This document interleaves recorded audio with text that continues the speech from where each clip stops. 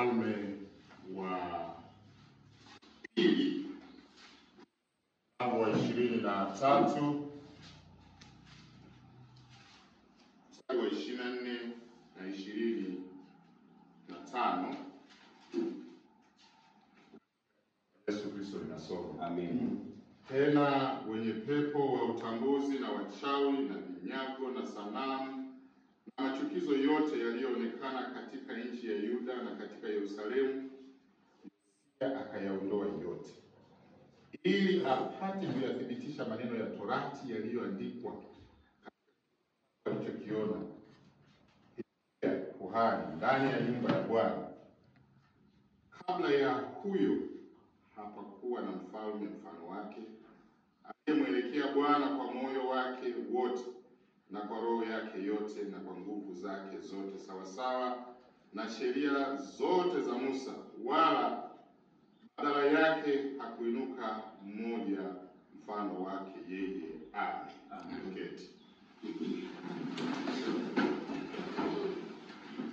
Tupo katika wiki la matengenezo ya kanisa, kumbukumbu ya matengenezo ya kanisa, na tumepewa kutafakari kichwa kinachosema ushuhuda wetu, ondoa yaliyo chukizo mbele za Mungu. Ushuhuda wetu, ondoa yaliyo chukizo mbele za Mungu. Kwa kufuata kalenda ya kanisa letu la Kiinjili la Kilutheri, siku hii ya kumbukumbu ya matengenezo huwa kila mwaka. Kila mwaka tunakuwa na maadhimisho au tunakuwa na kumbukumbu ya wiki hili la kumbuka matengenezo, na huwa inakuwa mwishoni mwa mwezi. Tunaanza na Jumapili ile ya mwisho ya mwezi Oktoba, kumbuka tarehe 31 mwezi wa 10 1517, ambapo kimsingi ndio kanisa letu na taarifiwa kwamba lilianza rasmi, kanisa la Kilutheri. Kumbushe kidogo maana hasa ya matengenezo. Neno hili matengenezo limetokana na neno au kwa Kiingereza reform.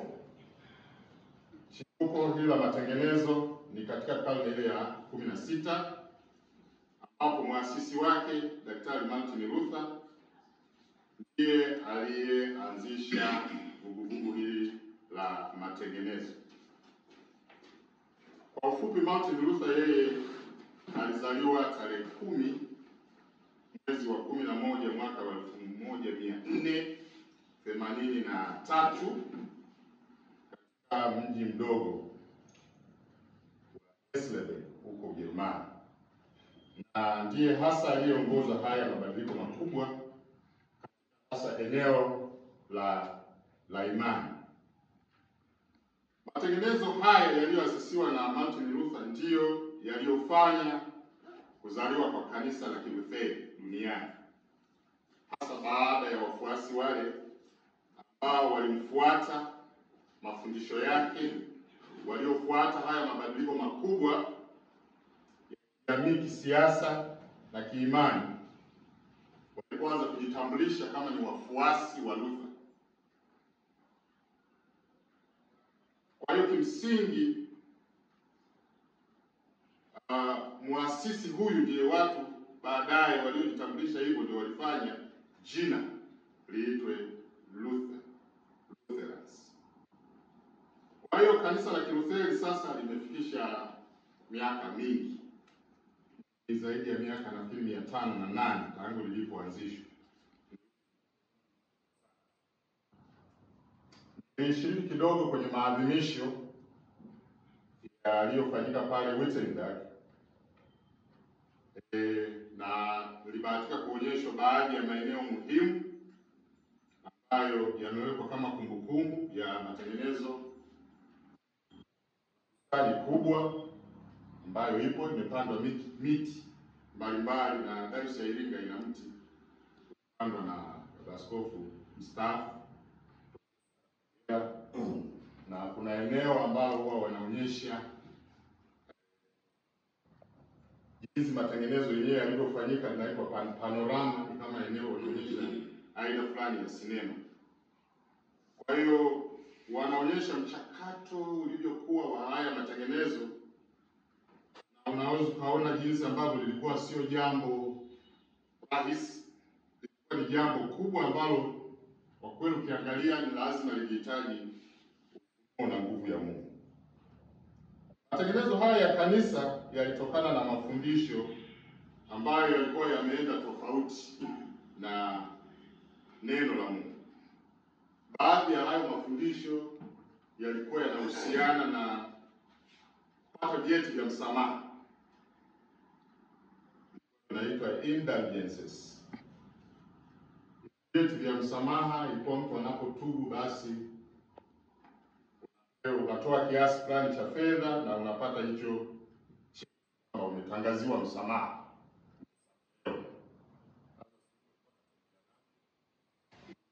Unasema mimi nimeshasamehewa. Lakini pia kuna baadhi ya huduma zilikuwa zinahitaji fedha. Kulikuwa na maji, nayo maji hayo yalikuwa yanauzwa, yanaitwa maji ya baraka. Lakini pia hata baadhi ya huduma zilikuwa zinahitaji utoe fedha kwanza.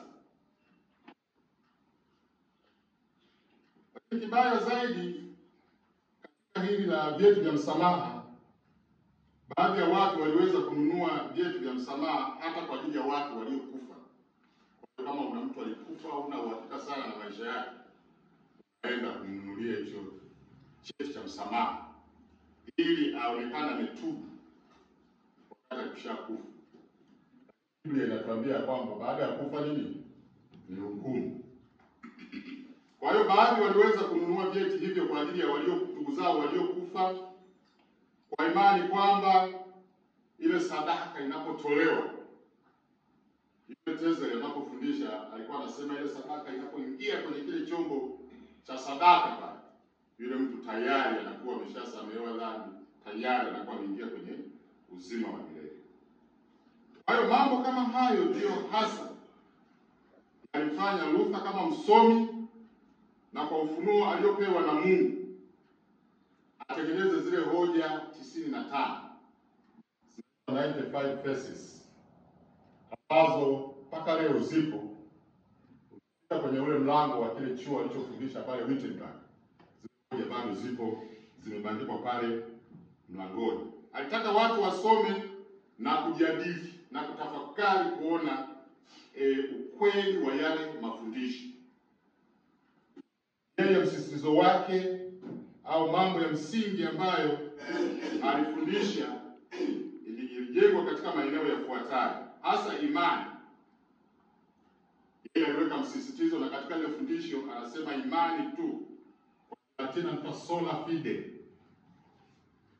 Jambo lingine alisema neno tu, sola scriptura kwa Kilatini, na neema tu, sola gratia. Kwa hiyo haya ndio mambo ya msingi aliyoyaona yeye, na ndiyo aliyoweka kama ndio msingi wa mafundisho. Na hata kanisa letu kimsingi limejengwa hasa katika mafundisho haya, kwamba tunaokolewa kwa imani, tena ni jambo la neema. Hakuna mtu ambaye anatakiwa kugharimia. Katika zile taratibu zilizokuwepo, aliona hakuna neema ya Mungu, ambayo Tito anasema neema hii imefunuliwa kwa watu wote. Aliona neema haionekani. Aliona sheria ni nyingi zaidi kuliko neema. Sasa tukiangalia somo hili letu la leo, tunaona kumbe swala la matengenezo kwenye kanisa halikuanza tu na Luther, lilikuwepo.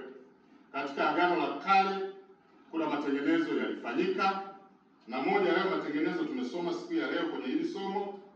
Lakini kwenye Agano Jipya tunaona hata Yesu alifanya matengenezo kwenye kanisa, pale ambapo watu sasa walifika mahali wakawa wanafanya kama biashara kanisani, wakibadilisha fedha na nini.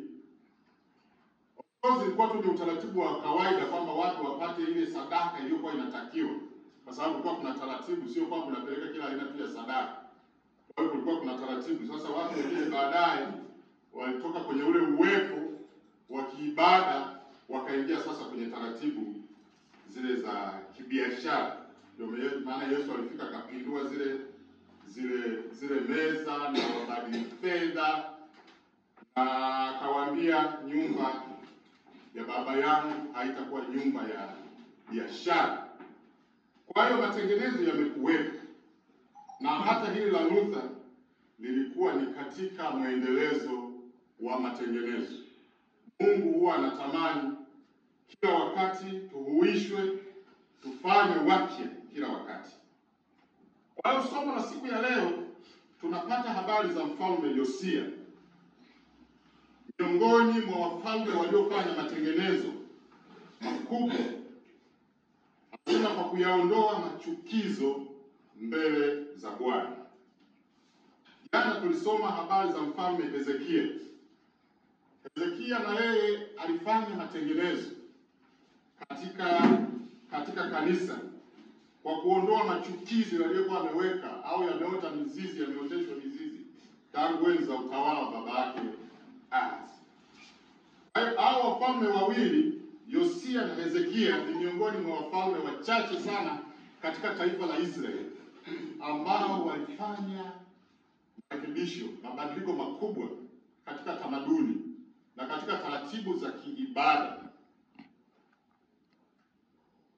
Leo Yosia tunaambiwa aliondoa wenye pepo wa utambuzi na wachawi na vinyago na sanamu na machukizo yote yaliyoonekana katika Yuda.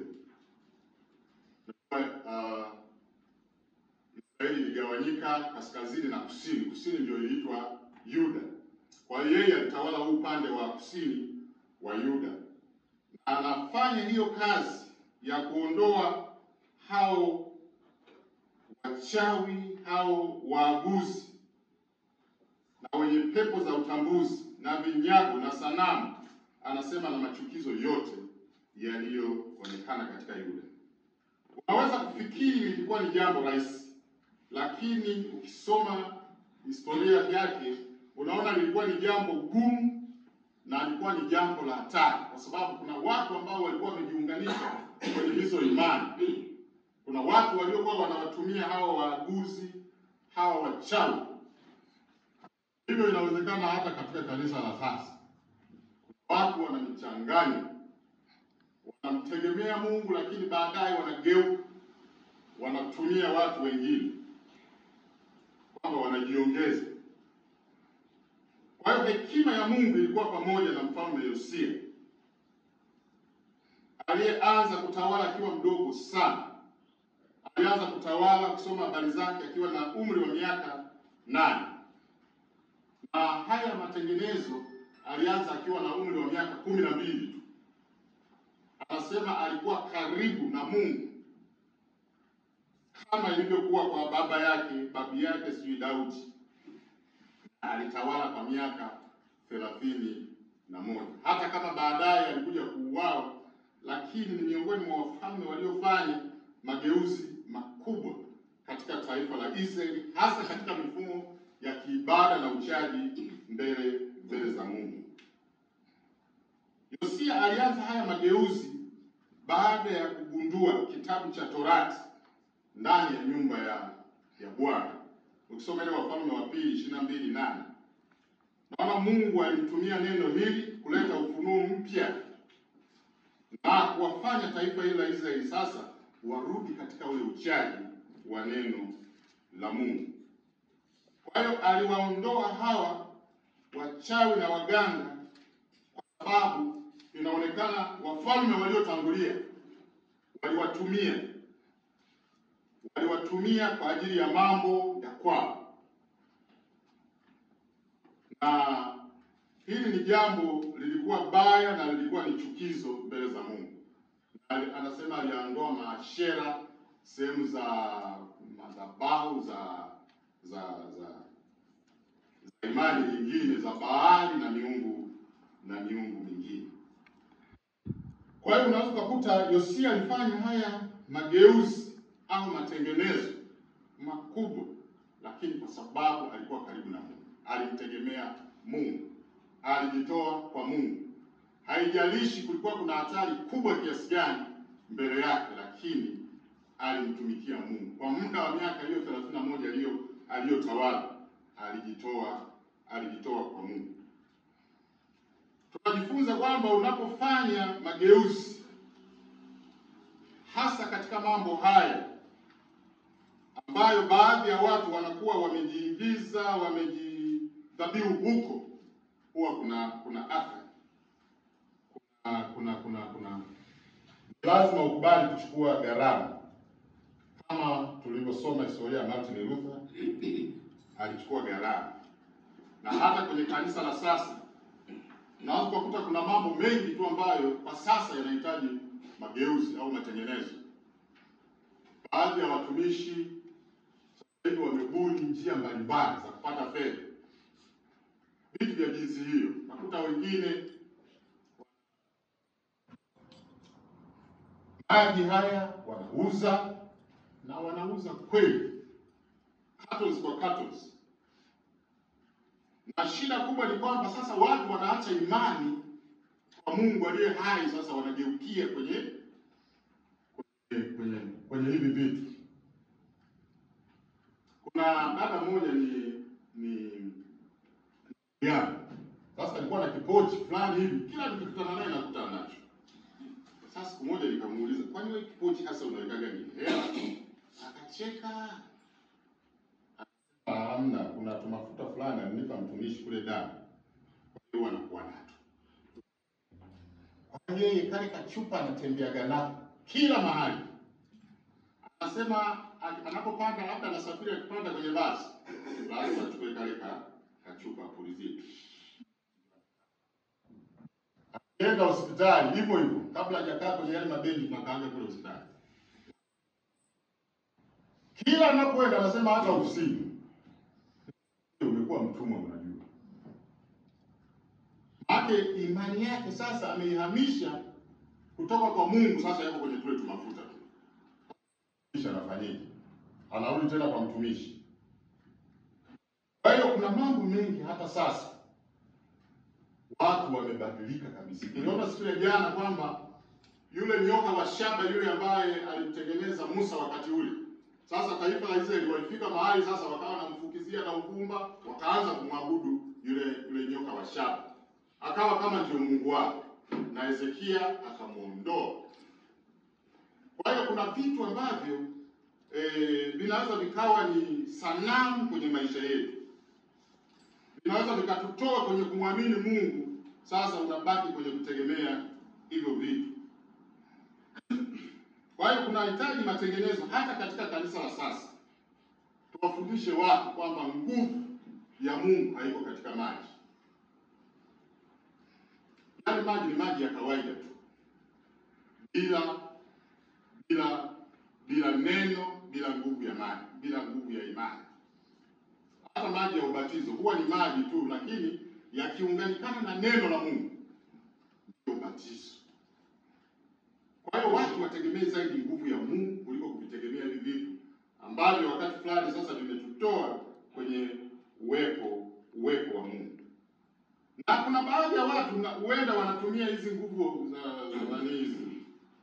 hizi nguvu za waganga hizi, kama tulivyosoma ile somo la leo. Na mtu mmoja, mtumishi wetu sasa hivi hayupo, alikuwa akija hapa ofisini ana chupa fulani hivi ya maji.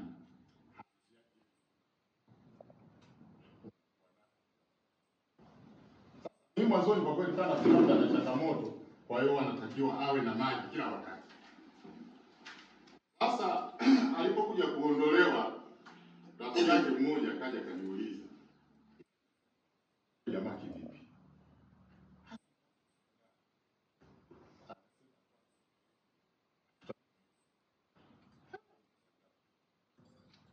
Kumbe kuna watu wao wanajiongeza. Kwa yale maji aliyokuwa anatembea nayo kumbe yalikuwa yana maana fulani. Anganyike na vitu kama hivyo.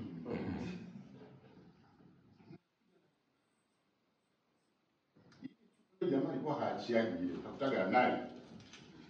Kwa ni wake anayo ameshikilia ile chupa. Kumbe ilikuwa ina maana. Ondoka ndio siri ikafichuka.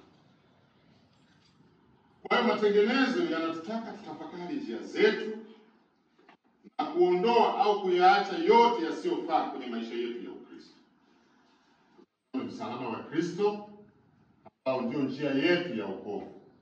Mungu atusaidie ili kusudi tusidanganyike. Hivi vitu vyote vingine tunavyoviona hivyo ni vya muda, neno la Mungu litasimama.